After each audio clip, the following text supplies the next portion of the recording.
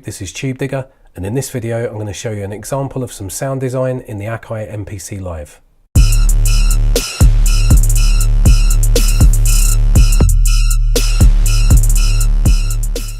This is from an EP called Ghost Trap, and you can find that on Bandcamp right now.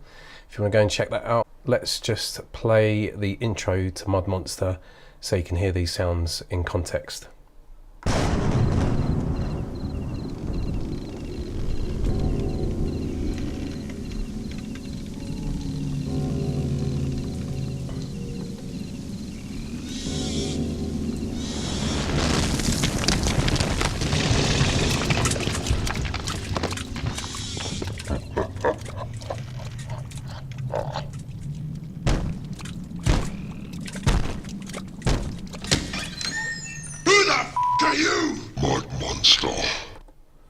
So there is 16 bars. I'm using 3 banks, so there's a lot of samples.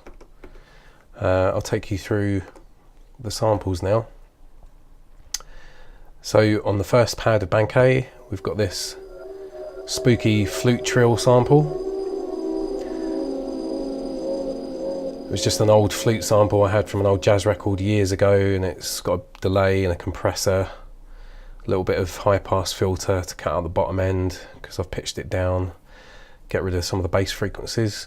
This next sample, Broomstick. It's like a magical broomstick sample that I had that never got used in a game. I used to work for a games company as a sound designer, so I've kind of recycled some of my old sound effects that I made that never saw the light of day. It's a Werewolf. I've put a frequency shifter on it and pitched it down minus 12 semitones. This is just a whoosh sound with a delay on it. Clock chime to give kind of a spooky kind of church bell in the background. Another one. It's just another kind of spooky clock chime that I've manipulated. Just another little whoosh sound effect. Now this was a sound effect that I made up of a load of rubble and stones and pouring kind of mud and sort of water into a bucket ages ago. I've kind of put them all together and made this sound called ground squelch. I wanted to give the impression that this mud monster was coming out of the mud and then approaching the house, as you heard in the intro. A lot of these have just got semitone adjustment on them to sort of pitch them down to make them sound a bit more spooky than they originally were. That's a wolf howling. It's a toad. It's quite quiet, that sample. This is a white noise sample, so without the filter on, it's a really harsh white noise, but I've taken the got a low pass cut off on there, and it's got a bit of subtle filter modulation from an LFO on there, so it's a set of 5 with a rate of 20, so it's really slowly and really subtly giving that some modulation. And I think I actually automated that a bit as well in the intro. One thing about the MPC Live that I love is the automation now, that you can automate most of these parameters if you put it into right automation. So I did do a little bit of automation on the filter aside from the LFO. Creaky door opening in an old house I used to live in back in the day. That's a crow. This crow was taken from a cemetery in South London when I was doing a project for my degree years ago.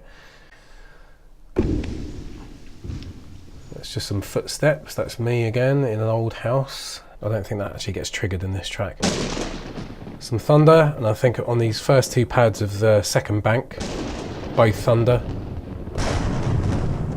That's the one you hear at the start. These are baked in sound effects, so I didn't really have to do anything to them. It's a nice classic cicada sound. That's a door opening. It's a very creaky metal door that's sort of pitched down minus 29 semitones. There's no effects on that or modulation.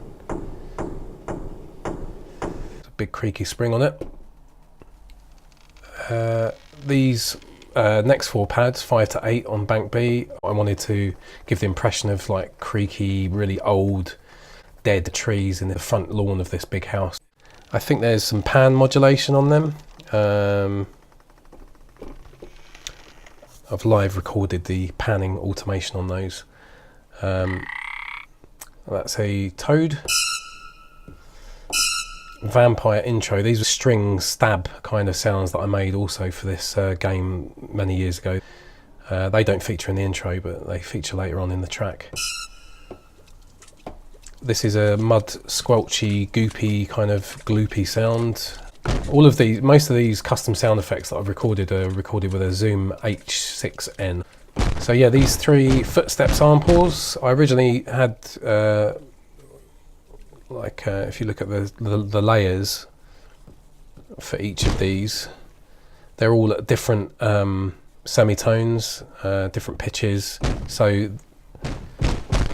they cycle through. So when I trigger them, it sounds like real footsteps, so you get the variation. You don't just sound, it just doesn't sound like one footstep hitting each time. On the last bank, bank C, I've got me doing a big spooky laugh. Mud monster. Again, that's me. Who the fuck are you? Some of you might recognise that. That's from Train Spotting. I believe in curses. I believe in demons. I believe in monsters. Do you? That was a sample from Penny Dreadful. Some really excellent sound design in that. But yeah, I just sampled that straight off the TV, and it's got quite a nice effect. I believe in curses. As a result. I believe in demons. I believe in monsters.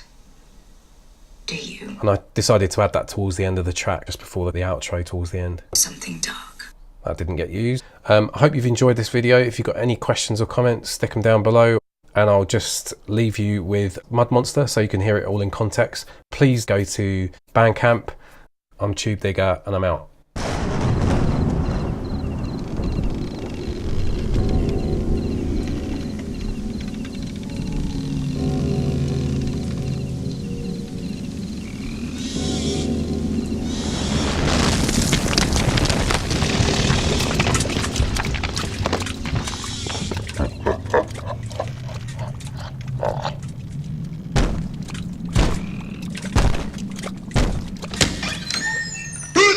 Are you? Mud monster.